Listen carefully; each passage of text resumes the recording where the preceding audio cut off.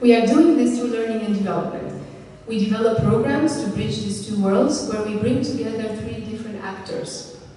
Students or graduates of social sciences, NGOs, institutions or commercial entities, and academia. Our first product is a bootcamp, a pressure cooker where in 6 training days where we combine fast ethnography with iterative design. This is, in detail, the flow of a Namla bootcamp, as it was experienced and illustrated by one of the participants at our September bootcamp, Corina Labo. So, the Namla bootcamp starts with finding your question. What is your research question? And this research question can be something that is thought through by a participant, or it can come provided by one of our partners, like an NGO or a commercial entity, or even ourselves.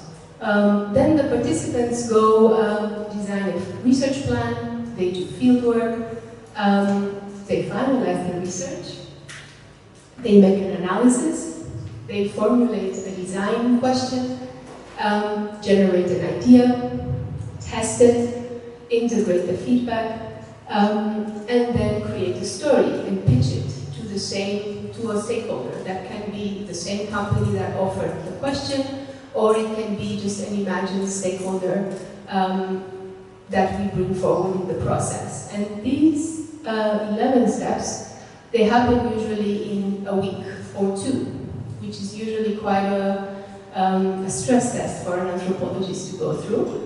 But not something that is so unlikely to happen in a normal design sprint. So this is the architecture of an Namla bootcamp. And now I'm going to hand it over to Rosalie. Thank you. Next slide, please. I wanted to tell you something about the Dutch context of AnthroArt, because all 3 of us will be speaking in a row, so we're going to tell you a little bit about where we found ourselves before we joined AnthroArt. So as Corina said, we have a company together. It's called Namla, and I think that sometimes there is an impression, maybe in Romania, that in the Netherlands applied anthropology is super established and very the money is flowing and so forth. And this is, I think, not quite the reality. There is definitely a university, the University of Amsterdam, who offer an applied anthropology master's since a few years. And there is some buzzing in the space, but it's mostly from academic partners so far. And we found that us starting something outside of academia, most people told us it was not possible. But when we started it, when we started doing things, they were able to help us. So that was really great. They had the spirit, but they didn't know how to help us. And once we started, they found out ways to help us. And so, yeah, we experienced this also as an allyship, particularly from the University of Amsterdam, and we're still kind of looking for how to involve the other universities in the Netherlands in that applied space, because we really think that most graduates will end up there, and we really want to help them, find good work. That's our motivation for doing any of this. What they were able to help us with is they were able to help us spread the call for articles. So in AnthroArt, as you see, a lot of articles have been produced this year. And from the Dutch space, we found, through our university partners who were able to send out the call, about half of our articles came in through there. And the other half came through our own network.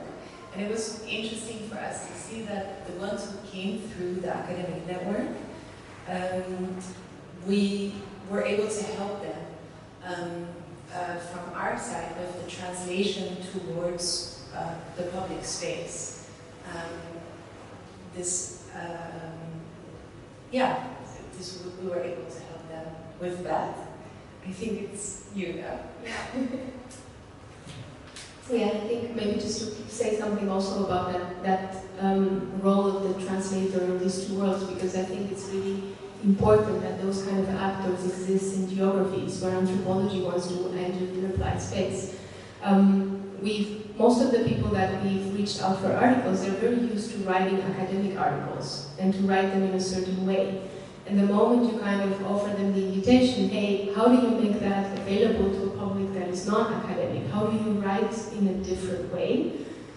It's very helpful to have somebody that does that process of editing of the text or offering advice from that perspective. And this is something that Rosalie did with most of our articles, which I think also contributed to maybe these academics, hopefully in the future, doing this again. Yeah. So our main role as geography in the AnthroArt project, next to delivering these articles, was actually the delivery of all of the boot camps across the 3 geographies, the Netherlands, Romania, and Portugal, as well as the delivery of a cross-national digital boot camp, where we brought all 3 geographies together. And it was a project of quite many firsts for us. The first time we ran a live boot camp, as before we only did digital, actually happened in Romania. And also the first time working in partnership with others to recruit and host participants and set the partnerships with the local NGOs. This made it for us much easier to deliver the boot camps in Romania and in Portugal, as we only had to focus on teaching. While in the Netherlands, we had to do it all ourselves. Now, in terms of insights, we're going to hear from all of our geographies about what is specific in their particular country and context. And I want to say something about an overall insight that we've seen running these boot camps. What we saw across all the 3 geographies was what we call the power of small interventions. In academia, we are often taught to not only look at things systemically, but also bring critique and reflection on large systemic inequalities. Through the ethnographic process, our work often uncovers what we call small, humble problems, connected or actually acting as consequences of these large systemic inequalities. But our gaze is thought to use them only as data points in pointing to the larger issues at play for those ecosystems. In our bootcamps, we actually do the opposite. These small, humble problems are the goal to be mined for. We invite our participants to look for the small problems and to imagine ways to solve them, as we believe change is also possible from bottom up. Also, by focusing on solving these small problems, the participants can and do offer something of immediate value to NGOs, institutions, or commercial spaces that shape the questions of the bootcamps. Across our 3 geographies, we worked with 3 different NGOs, but the result was the same. By the end of the process, all NGOs decided in different levels to implement some, if not all, of the small ideas our participants came with. And what was really also heartening for us to see is that all of these NGOs then started talking about, wow, it's so cool to work with an anthropologist. That an anthropologist not only helps me look differently at my work, but actually gives me practical and tangible ideas on how to make it better, instead of leaving just with the feeling that, you know, this is an oppressive system that is very, very difficult to shift, which they already know, being on the front lines of that kind of work every day. So I think this is one, if I leave you with anything from this inside space, is that, you know, there is a lot of power in the small interventions and the small problems, and an anthropologist is so good at writing and looking critically at systemic inequalities, and the moment you start working on the ground, somehow that gaze, that eye, needs to retrain itself on valuing also the small problems. Yeah, I think this is something that we saw working across all 3 geographies, and we are very excited to do it next year again with sustainability. Yes, we are. I wanted to tell you a little bit about the Amsterdam camp, because even our partners didn't have the opportunity to join it, so yeah, we wanted to be a little bit concrete on what happened. So in Amsterdam, the NGO we partnered with was a community center in a very gentrified area of the city. There's a lot of children there who go to school hungry, and there's also a lot of people who are like two professionals who bought a house and go to dinner every day. There's a big discrepancy in lifestyles in the neighborhood. I'm sure all of your cities also have a neighborhood like this. And the community center is located in an old school, and it was started as a cooperative around 10 years ago by neighborhood inhabitants who didn't want the school to become a commercial space. They had a long fight with the municipality, and today it is a community center still.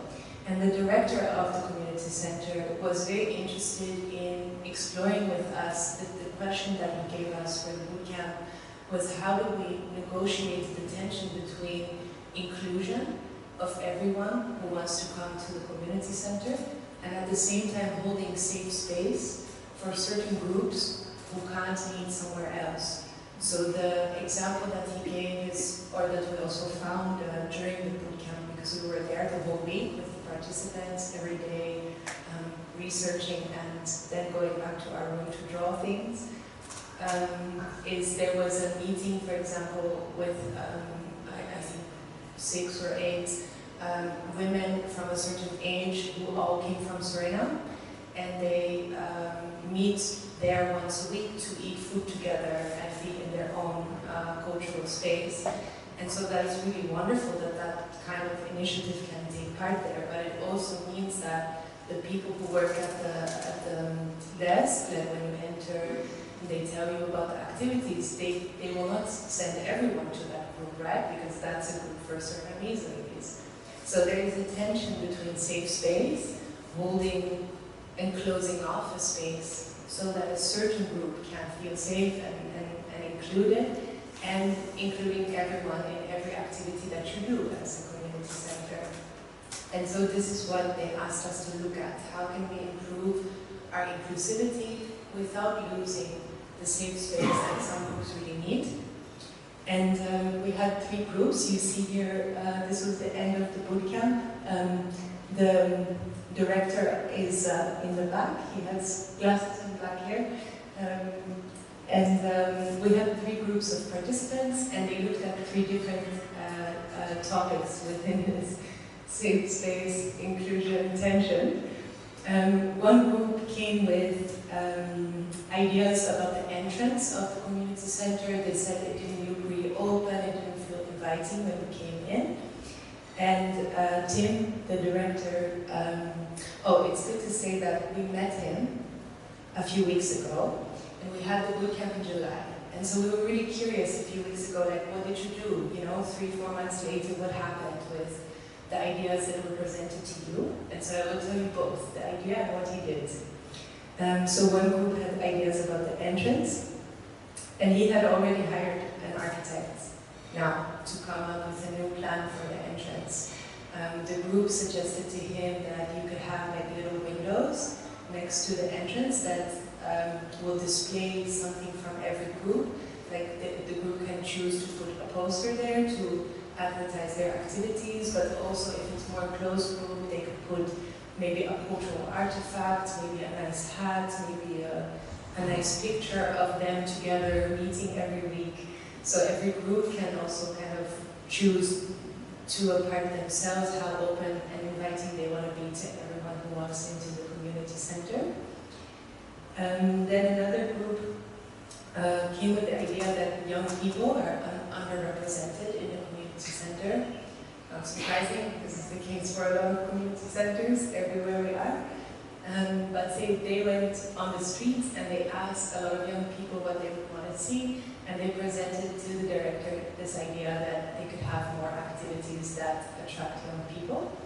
And what the director did is he invited students, business students from the University of Applied Science to come walk around in his in their community center for a whole day, and then have a lot of focus groups with them to see like what do really local students who live here, who study here, what would they want to see in the community center.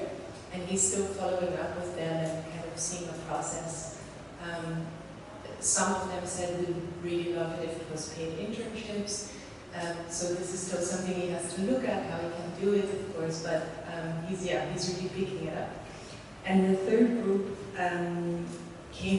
were really interested in small conflicts and tensions. Of course, sometimes conflicts happen in a community center.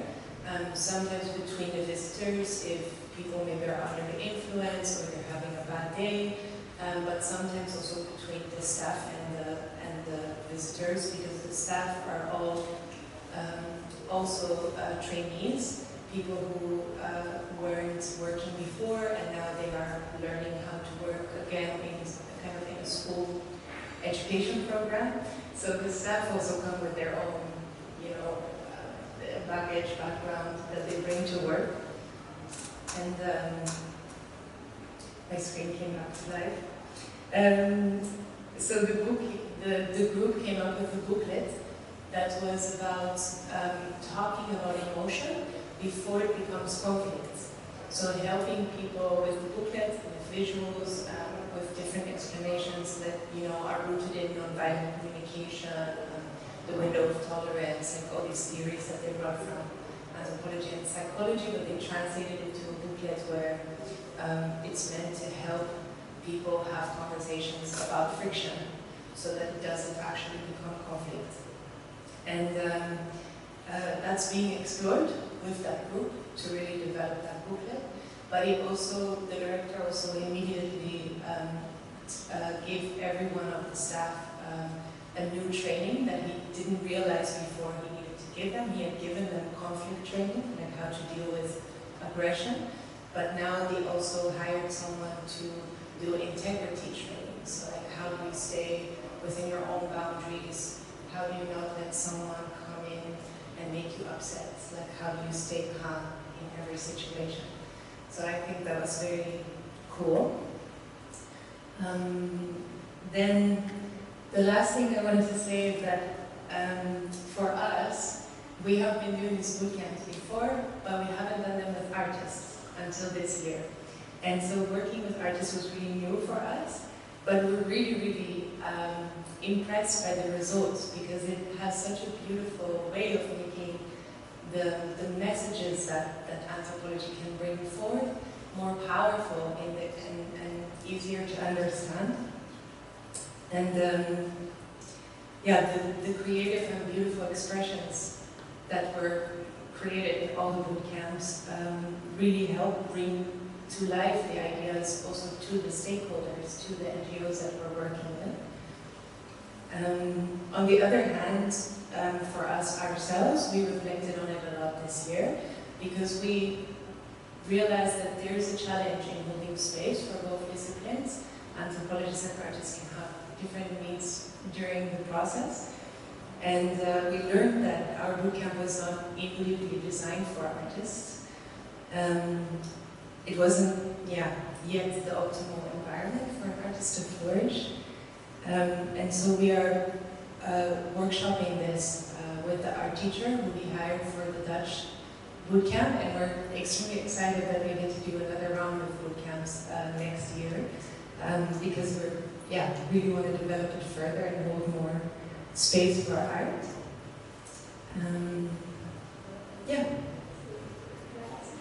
Yeah, of course. I just wanted to say, for those of you that have worked with design before, there is a certain kind of a term which is called research through design, which means that, you know, there is, like, if you are building something new, it doesn't mean that the research space is just the anthropology space, and then the artist or the designer just comes in and builds something beautiful out of something that somebody else has thought about.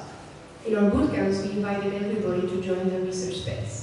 So we invited also artists to just, okay, you're going to do fieldwork as well. So you're going to try to sense into the realities of the face using your discipline and see what comes out. And it was really beautiful to see this process of research through art I think actually in Romania we had a team where we work with an NGO and then we have mixed teams of artists or designers and anthropologists. And one of the artists, he was in the space of the NGO and he came back after fieldwork and he said, well, this is what I felt as I was in there. This is the impact that that space had on me, energetically, emotionally. This is what it did to me. So he used his own subjectivity in a way that usually an anthropologist doesn't do. And then out of that came some beautiful insights that then these artists could use together with the anthropologists to design their own solutions. So it was very interesting for us to also see, hey, an artist, they look at research in a particular way that can be very useful when you combine it with an anthropologist. So I just wanted to mention that because we don't look at it as such rigid distinctions between disciplines. We invite them all to join each of those spaces. Yes, we do. We've been talking a long time. Yeah. I think we should, do you want to introduce them or shall I? Oh, maybe one last thing here. We've put in our, if you want to read more about us and the work that we do, just take a screenshot of these last slides. There you will find our LinkedIn page, our website, everything. And please. Or talk to us. Or talk to us. We're very nice. Yeah. Then time for, do you want to do questions now? I thought we were going to do it after. Oh, are there any questions? Yeah, maybe we can take one or two questions. We have a debate session at the end for the more complex questions, but I guess now there's Any clarifying questions? Sounds good. Then we would really like to give the microphone to the next partners, our lovely partners from Portugal, Daniel and Augusto. If you